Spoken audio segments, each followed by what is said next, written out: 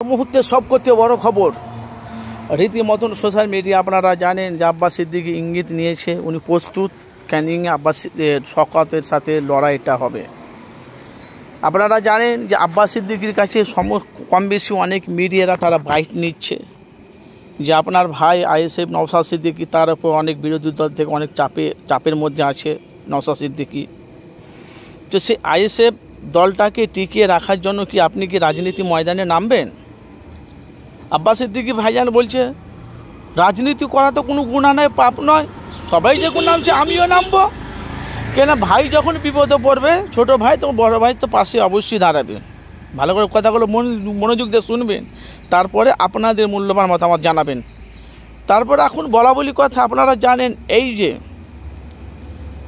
12 রবিউল আউয়াল থেকে যেভাবে শওকত মোল্লাকে টার্গেট করেছে আব্বাস সিদ্দিকী, আর আব্বাস সিদ্দিকীকে যে শওকত মোল্লা বলছে এদের দু ভাইয়ের ঘুমকে আমি হারাম করে দেব, সেই নিয়ে এখন অনেক বিভ্রান্ত চলছে। বিশেষ করে ক্যানিংয়ে আর ভাঙড়ে যারা আইএসএফ করে তাদেরকে টিকতে দেওয়া হবে না, তাদেরকে চরম শিক্ষা দেওয়া হবে। চোরদেরকে নিয়ে এখানে ব্যবহার করা হচ্ছে। আপনারা জানেন রীতিমতো সোশ্যাল মিডিয়া। আর শওকত মোল্লা বলছে অত যদি বাপের বেটা হয়ে থাকিস, মায়ের দুধ খেয়ে থাকিস, তো ক্যানিংয়ে দাঁড়া না তো ভাঙড়ে দাঁড়া। আর আপনারা জানেন যে পশ্চিমবাংলায় 1 নম্বর যদি ব্যান্ড কেউ থাকে সে হল আব্বাস সিদ্দিকী, বাংলায় ব্যান্ড। আপনারা জানেন তার ভাই একটা নওশাদ সিদ্দিকী, উনি একটা এমএলএ 294টা সিটের মধ্যে একটা সিট পেয়েছে, পুরো বাংলাকে তোলপাড় করে ফেলছে, তার নাম হলো নওশাদ সিদ্দিকী। বলা বলি কথা, এখন আইএসএফের প্রার্থী আব্বাস সিদ্দিকী বলেছে আমি গরম জায়গাতে লড়বো, নরম জায়গাতে লড়লে হবে না, গরম জায়গাতে লড়বো, লে বেকার তোরা ঠেলাঠালি করে বেকার, তবেই তো মজা, গরমের সাথে গরম হবেই মজা।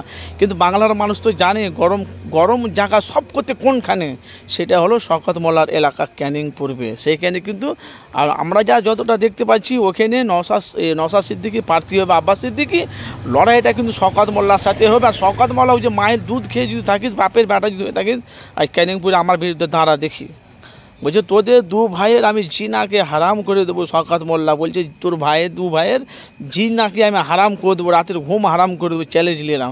খালে বলছে আমি বিধানসভাতে যদি বিধানসভাতে তো যদি হারাতে যদি না পারি আমি রাজনীতি পদত্যাগ করে দেবো। আর শওকত মোল্লা কেন বিস্ফোরক এত জানেন? আমি যা সোশ্যাল মিডিয়া দেখতে পাচ্ছি, সোশ্যাল মিডিয়া এই কারণে শওকত মোল্লা বিস্ফোরক যে 12 রবিউল আউয়ালে নবিয়ানা মেম্বারে যে আব্বাস সিদ্দিকী ভাইজান বলেছে ওর কথা বলবে না, ওকে আমি জাহান্নামের কুকুর মনে করি, এই কথাটা কিন্তু সোশ্যাল মিডিয়ায় ব্যাপক হারে তোলপাড় হয়ে গেছে। এই ভিডিওটা সোশ্যাল মিডিয়ায় ব্যাপক হারে ভিড়ে, আর যত ভিডিও ভাইরাল হচ্ছে তত শওকত মোল্লা ভাইজানের আর মাথা গরম হয়ে যাচ্ছে। এই জন্য দেখো বিভ্রান্ত ছবি, তৃণমূল কংগ্রেস যতদিন আছে আমরা রাজনীতি সভা প্রতিবাদ করবো, এদের দু ভাইয়ের ঘুমকে হারাম করে দেবো। আর যতটা সম্ভব, যতটা জানি, যেহেতু এখন বাংলায় এখন তৃণমূলের রাজত্ব, আমাদের কাজ হলো উভয় পক্ষে মানুষের কাছে সত্যটা তুলে ধরা। এখন বাংলায় কাজ হলো সব করতে, এখন রাজত্ব হলো তৃণমূলের হাতে। আপনারা জানেন মাননীয় মুখ্যমন্ত্রী মমতা বন্দ্যোপাধ্যায়, ওনাকে বাংলার মানুষ 2011 থেকে জিতিয়ে 2025 পর্যন্ত ওনাকে পুলিশ মন্ত্রী, রেলমন্ত্রী, আপনারা সবই জানেন, এখন পুলিশ মন্ত্রী, সিএম, মুখ্যমন্ত্রী আপনারা জানেন, সেই মমতার কর্মী হলো শওকত মোল্লা। আর তৃণমূলের অবদান বেশি, আর বাংলাতে নওশাদ সিদ্দিকীর চাহিদাও বেশি। তো 2026-এ লড়াইটা কিন্তু ভাই মারাত্মক লড়াই হবে। আব্বাস সিদ্দিকী যদি ভোট প্রচারের নামে আইএসএফের প্রার্থী হয়ে যদি ক্যানিং পূর্বে দাঁড়ায়, আপনাদের মতামত কি? শওকত মোল্লা পরাজিত হবে না আব্বাস সিদ্দিকী পরাজিত হবে? মতামত জানাবেন। কেন এর শওকত মোল্লা যে দু ভাইয়ের ঘুম হারাম করে দেবো, আর এদিকে আব্বাস সিদ্দিকী নওশাদ সিদ্দিকী বুঝে চুনোপুটির কথা, ওদের কথা আমি গুরুত্ব দিই না। আমার তো লড়াই হবে মেন মাথার সাথে। আপনাদের মূল্যবান মতামত জানাবেন যে যেখান থেকে আছেন।